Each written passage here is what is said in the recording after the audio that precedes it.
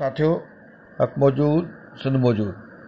अचो त किताब पढ़ूं सिलसिले जी 199 ॾींहं।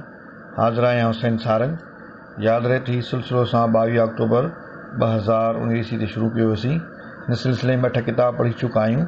15 अप्रैल 2020 ईस्वी खां नओं किताब अभ्यास हेठि आहे। उन किताब जो उनवान आहे अंदर मुल अमल। हीअ किताब मोहतरम साईं हैदर अली लगारी साहिब जे मज़मूननि ऐं मक़ालनि ते मुश्तमिल आहे। हीअ किताब न्यू फील्ड्स पब्लिकेशंस हैदराबाद पारां मई 1998 ईस्वी में छापियो वियो। हिन किताब जो मज़मून जेको जंहिंजो हिकु हिसो काल पढ़ियो हुयोसीं ऐं उनजो उनवान आहे लतीफ़ जे कलाम में वजूद जो ख़ला, तकमील ज़ात जी हसरत ऐं उनजे इज़हार जो हुस्न। उनजो ॿियो ऐं आख़िरी हिसो हींअर पढ़ूं था। सिक तुंहिंजी सुपरी जीअं तरां तीअं तार, तूं ई रहीं रूह में, तूं ई अखियां ॿार, पिरी तुंहिंजे पार वाझाईंदे विरह थिया। या सिक तुंहिंजी सुपरी अंदरि थी उजाग, मंझि भरियई माग पलटियो पारियूं करे। बज़ारी निहायती अजीब माजरा आहे। पाणी जे मुसलसिल फरावानी ऐं मौजूदगी में उञ सदा मौजूदु आहे। ॿिए तरफ़ मतलूब ऐं महबूब जे मुसलसिल मुशाहिदे ऐं सोहबत मां तालिब जो वजूद सैराब थियण बदिरां संदसि तलब जी कैफ़ियत में अञां बि शिदत ऐं वसत थी पैदा थिए। ॼण त विसाल ख़ुदि फ़राक ऐं विराग जो पेश क़ीमो बनियल आहे। इहो ख़ला कॾहिं कंहिं लम्हे सरशौरीअ में बि तब्दील थिए थो। उनजो इज़हार हीअं थिए थो: केॾां कायां करो चोॾसि चिटाणो, मंझी काक ककोरी मंझी लुढाणो, राणो ई राणो वरी राणे ॿियो नाहे की। या ससी सायर ॿोड़ियूं मुंद ॿोरियो मुहिड़ाण, विञायो पाण हणी कंध कपनसी, विञायो पाण हणी कंध कपनसी। पर इन जी सरशारीअ जी तमीद लाज़मी तौर ते उहो ख़ला आहे ऐं उन जी अनंत ख़ला सां जेको सोज़, सिक जो सुदाउ, दर्द ऐं कर्ब जो गहरो अहसासु आहे, उहो ई सूंहं जी शिनास ऐं साञा जी आस आहे। सूंहं जेका अक्सर सालिक ऐं तालिब उन जे वजूद जे ख़ला जे अहसास जी मारिफत हर ज़रे जी माहियत में न रुगो महसूसु कंदा आहिनि, बल्कि उन जो अक्स पंहिंजे अनोखी ताक़त और जमालियाती जज़्बे तहत ख़ूबसूरत इज़हार ज़रिए मुंतक़िल बि कंदा आहिनि। इन ज़रे जी वहदत पूरी काइनात जी कसरत सां जुड़िजी वेंदी आहे ऐं इंसान जो मुशाहिदो सोज़ हुस्न सां मुंसलिक थी वेंदो आहे। काजा कुन करीं भिनीअ भुण झुण पाण में, काजा कुन करीन भिनीअ भुण झुण पाण में, अखियूं तंहिं आब खे आधी हो केरीन, तोड़े तको ॾीन त बि उञनि खे न लहे। कीअं कजे हिननि सिटुनि जी जड़ा जी वाखाण। हिननि में मौजूदु मौसूकियत गनायत ऐं हिकिड़ो अलहामी ऐं ग़ैबी तरनम उनजो बेमिसाल तनासिब बजाए ख़ुदि इज़हार जे हुस्न जी नफ़ासत ऐं लताफ़त जो मौसर तरीन मिसाल आहे। हीउ पेकर इंसान जे तलब जी सूंहं जो हिकिड़ो जीअरो जाॻंदो मौजज़ो बणिजी पियो आहे ऐं उनजी वजूद ऐं ख़ला जो अहसासु हिकिड़ो ॻरो मक़नातीस आहे, जंहिंजी कशिश मां माण्हू जी जमालियाती हिस जी सरशार ई नथी थिए। कंहिं तालिब वाह जो चयो हो त इंसान आहे हिकिड़ी मुसलसिल ऐं ना तमाम हसरत जो मुजस्समो, हिकिड़ी नेस्तीअ जो हेजान। उहो उञ तलब जो बेकरां अहसासु बज़ात ख़ुदि ख़ूबसूरतीअ जी तख़लीक़ जो बास आहे। उन अहसास जे ज़ेर ज़मीन या तहतल शौर जेके ऊने तह में जेको सदा मौजूदु हेजान पासा वाराईंदो रहे थो, उनखे उतां खणी शौर जी सतह ते आणण में उन अहसास जो दख़ल आहे। ईअं ख़ुदि शनासीअ जो कर्ब ऐं सूंहं शनासीअ जा ख़ामोश तांजे पेटा अजीब तर्ज़ सां मुतहरिक थियण लॻनि था। इन जी सूरतहाल ऐं वारदात जो पंहिंजो सवादु आहे, जेको सालिक, तालिब ऐं सामे जी ख़ुदीअ जी तोसी ऐं तजदीद जो बास बणिजी सघे थो ऐं उनखे पंहिंजी इर्तिक़ाई सिफ़त अहमियत आहे। हुस्न शनासीअ खे महज़ ख़ारिज या दाख़िल जे खाननि में विरहाइण इन जी शनास जी अहलियत ऐं अहमियत खे महदूद करणु आहे, बल्कि हीउ अहिड़ो सभु पासाऊं अमल आहे ऐं जज़्बे ऐं इदराक जी रब्त ऐं इत्साल जो तसलसल आहे।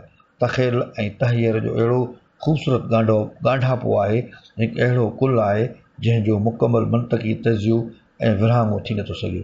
तंहिंखां सवाइ हुस्न जा के बि महदूद ऐं हस्ब मामूल ख़ारिजी पैमाना उन शाइराना ऐं आरफ़ाना एहसास सां मुंसलिक करण बि उन जी कुलियत ऐं मासूमियत खे मजरूह करणु आहे। मसलन कांव पखी खे किनो कोझो ऐं मोर ऐं हरण खे उर्फ़ आम में सुहिणो करार ॾिबो आहे, मगर हिकिड़ी आफ़ाक़ी शाइर ऐं आरफ़ जी बसीरत ऐं मुशाहिदे सां उहे रवायती पैमाना लॻाइण इंतिहा दर्जे जी बेबसीरती ऐं नाबीनाई आहे।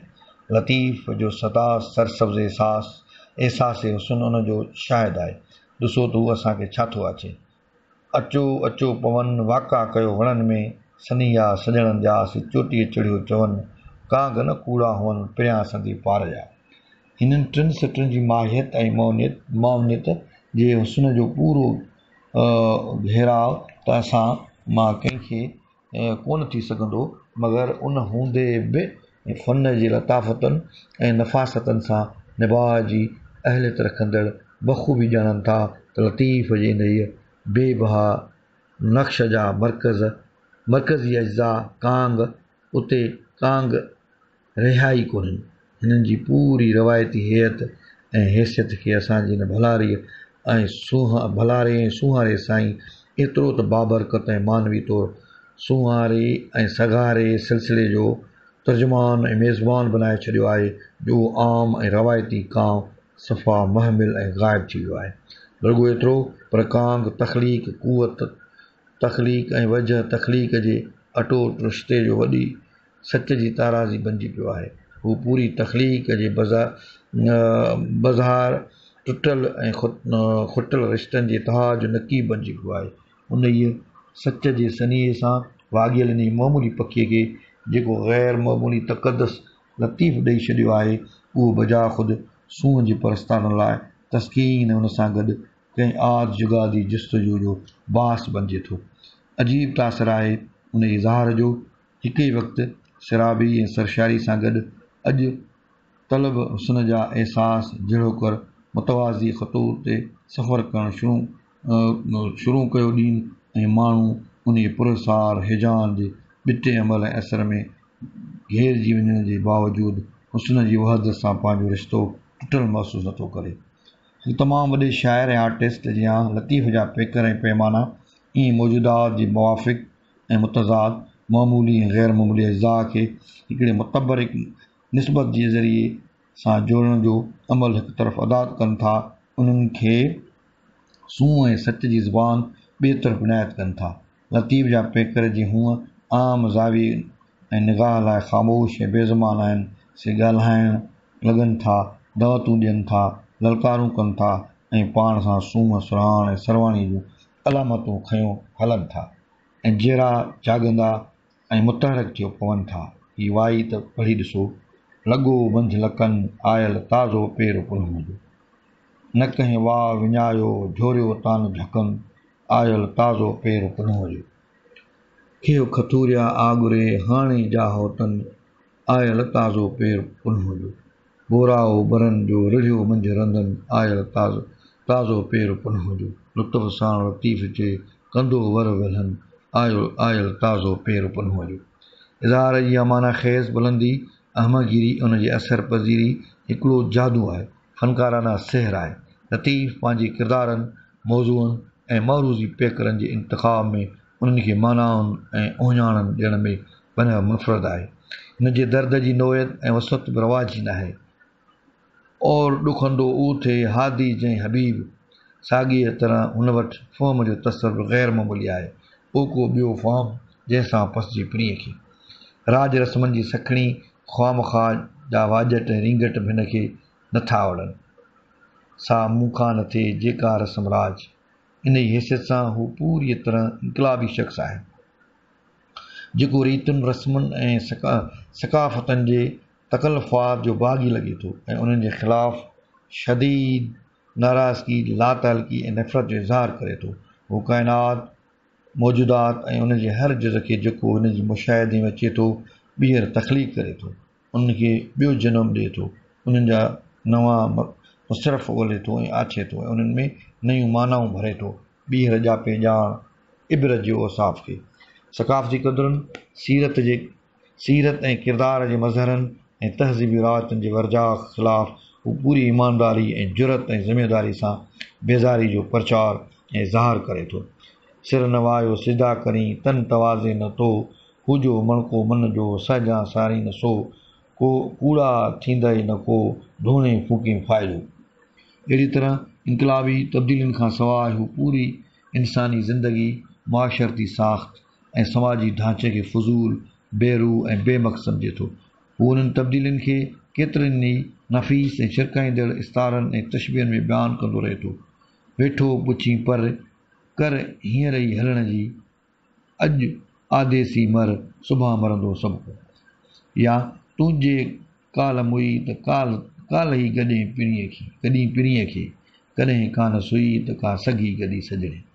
पर सुवालु आहे त उहो मानवी मौत केरु थो क़बूले, केरु थो पंहिंजी रवायती मसनूई मनसफ़ी ऐं ख़ानदानी ख़ौल खे भञी भोरा करे उन मां ॿाहिरि निकिरे नओं जनम ऐं नओं जीवन इख़्तियार करे, जंहिंमें उहे ज़ात पात जूं नंढ वॾायूं हेठि मथायूं माल दौलत जा हिर्स हवस ऐं उन जी ताबे इंसान जी समाज जूं फ़िरके वारियूं ऐं तबक़ेदारियूं, केरु थो उन जी तसंद ऐं नकुली बुज़ुर्गनि ऐं बर्तन जे ग़ैर अख़लाक़ी ग़ैर इंसानी क़ैदो बंद खे टोड़े। पंहिंजी ख़ुदि गर्ज़ियुनि ऐं ख़्वाहिशनि जे ख़सीसपणे खे केरु ऐं कॾहिं थो त्यागण जी हिमत करे। कंहिंखे हूंदो आहे पंहिंजी शख़्सियत जे सही सनद माणण जो, पंहिंजी असली तशख़िस ॾांहुं वञण जो ऐं उन जे ज़रिए इज़त नफ़्स जी उन जी हक़ीक़ी बेमिसाल सवाद खे चखण ऐं मक़ाम खे माणण जो, जंहिंजे आॾो असांजा ही नित नवां नाटकी किरदार, सखणा सपना, जी हुज़ूर ऐं बेशूर ढांचा पिन ही चाहीनि। उहो तशख़ुस ऐं उहो ऊचो आदर्श ऐं लाज़वाल ज़ाइक़ो ऐं उहा शौरी सिहतयाबी माणणु, लतीफ़ चवे थो त का वॾी ॻाल्हि कान्हे, रुॻो अज़म जी हिकिड़ी गस्त जी ज़रूरत आहे। नीचेपणे खे छॾण ऐं ऊचे माॻ ॾांहुं वापसि वञण लाइ फ़क़ति हिकिड़ी विख खणण जो हौसलो दरकार आहे। हितां खणी हुत जिन रखियोसीं रसियूं, सॼण सूंहं सुरत विखाई वेझो घणो। हिकिड़ी विख, हिकिड़ो क़दम, हिकिड़ो अज़म काफ़ी आहे हितां खणी हुत रखणु। ॾिसो केॾो ॿाझारो आहे असांजो साईं, केॾो न ख़ैर ख़्वाहीअ जे जज़्बे सां सरशार आहे। असां लाइ भलाइनि जा भंडार कीअं थो असांखे आछे ही सौदो, जो हूं अलाए केतिरा फ़ासिला केतिरा जुग भरे। जहिड़ो कर अण थियणो आहे सो लतीफ़ जी दावत ऐं दवा मुताबिक़ रुॻो हिकु आहे, बल्कि उन खां बि वेझो आहे। विथूं नेमतूं जेके वॾे वाक ऐं साख सां असांखे आछे थो, उन्हनि ते नज़र त करियो, सॼण बि उन जी सूंहं बि ऐं सुरत बि। ॿियो छा थो रहे? हुस्न ऐं इरफ़ान ॿई नेमतूं हिक विख जूं मुंतज़र आहिनि। आहे को खणण वारो? सूर्य सॾु थियो, का हलंदी जेॾियूं वञण तिन पियो नालो नींहं गिॾनि जी। टिमाही बहिराण जे पहिरें पर्चे 1996 ईस्वी में ही मज़मून पिणु छपियो। ही मज़मून जेको मोहतरम साईं हैदर अली लगारी साहब जो लिखियलु आहे, लतीफ़ जे कलाम में वजूद ख़ला जो नाले सां, जेको संदसि किताब अंदर मुल अमल में छपियलु आहे। साथ सलामत, सिंध सलामत, हुसैन सारंग, घोटकी सिंध। साथियो, हक़ मौजूद, सिंध मौजूद। अचो त किताब पढ़ूं सिलसिले जे 199 ॾींहं।